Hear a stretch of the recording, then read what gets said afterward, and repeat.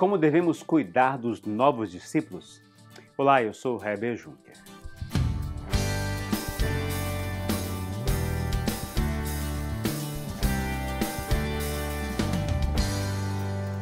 Na devocional anterior, eu falei do milagre que Deus fez, curando um aleijado através de Paulo na cidade de Listra. E o povo daquela cidade resolveu endeusar, idolatrar Paulo e Barnabé pelo ocorrido. Eles então rasgam suas roupas no meio da multidão, gritando, dizendo: "Homens, por que vocês estão fazendo isso? Nós também somos humanos como vocês." E Paulo aproveita que chamou a atenção de todos e começa a pregar as boas novas de Jesus. Mas isso atraiu, primeiro, uma grande perseguição. Diz a Bíblia que então alguns judeus chegaram de Antioquia e de Icônio e mudaram o ânimo das multidões. Apedrejaram Paulo e o arrastaram para fora da cidade, pensando que estivesse morto. Ao mesmo tempo que a pregação de Paulo atraiu pessoas para Jesus em Listra, onde estava pregando, despertou mais ódio nos judeus de Antioquia da Pisídia e de Icônio. Esses judeus vieram para instigar a multidão contra os missionários. Eles não apenas os expulsaram da Antioquia e de Icônio, mas também os perseguiram e instigaram a multidão de Listra de tal maneira que acabaram os apedrejando. Não foi um apedrejamento, na verdade, determinado pelo governador, como foi de Estevão, mas foi um linchamento. E talvez aquele sofrimento tenha trazido à memória o que Deus havia falado a Paulo lá em Damasco, dizendo: "Mostrarei a ele o quanto deve sofrer pelo meu nome." E por cuidado e propósito de Deus, Paulo se recuperou das feridas. Diz a Bíblia que, mas quando os discípulos se ajuntaram em volta de Paulo, ele se levantou e voltou à cidade. No dia seguinte, ele e Barnabé partiram para Derbe. Paulo se recuperou dos ferimentos daquele linchamento.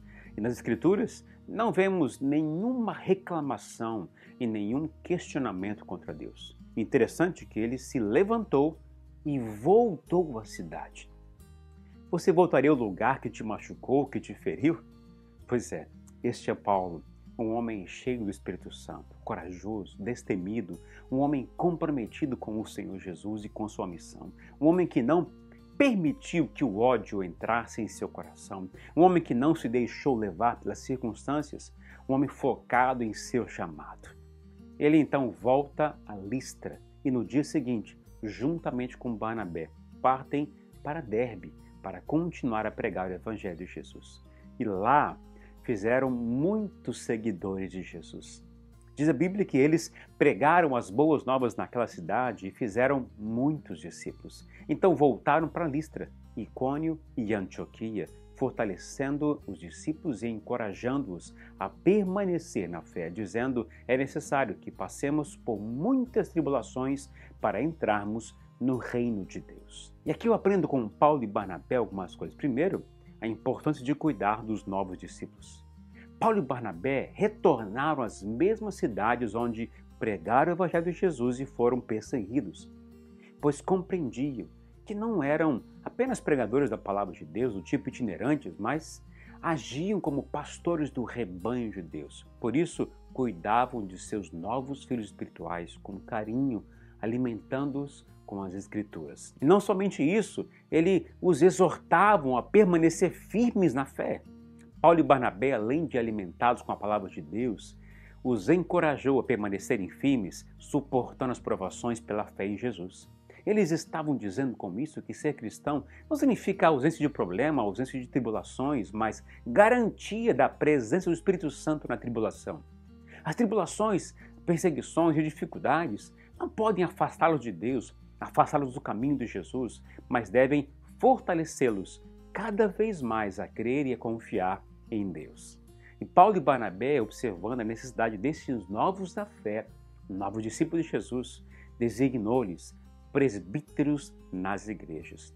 Veja só, Paulo e Barnabé designaram-lhe presbíteros em cada igreja, tendo orado e jejuado. Eles os encomendaram ao Senhor em quem haviam confiado. Passando pela Pisídia, chegaram a Panfilha e, tendo pregado a palavra em Perge, desceram para a Atália. Presbíteros são anciãos da igreja, ou seja, são pessoas mais experientes na fé, E Paulo e Barnabé designaram presbíteros em cada igreja para pastorear o rebanho de Deus. Esses deveriam ensinar a verdade de Deus, proteger o rebanho dos falsos mestres e encorajar as pessoas a permanecerem firmes na fé em Jesus. E essas designações foram feitas pelo Senhor após momentos de oração e jejum. E depois disso, eles voltam para Antioquia da Síria, a igreja mãe que os enviou nessa viagem missionária. Eles voltam para compartilhar e relatar os grandes feitos de Deus por onde passaram.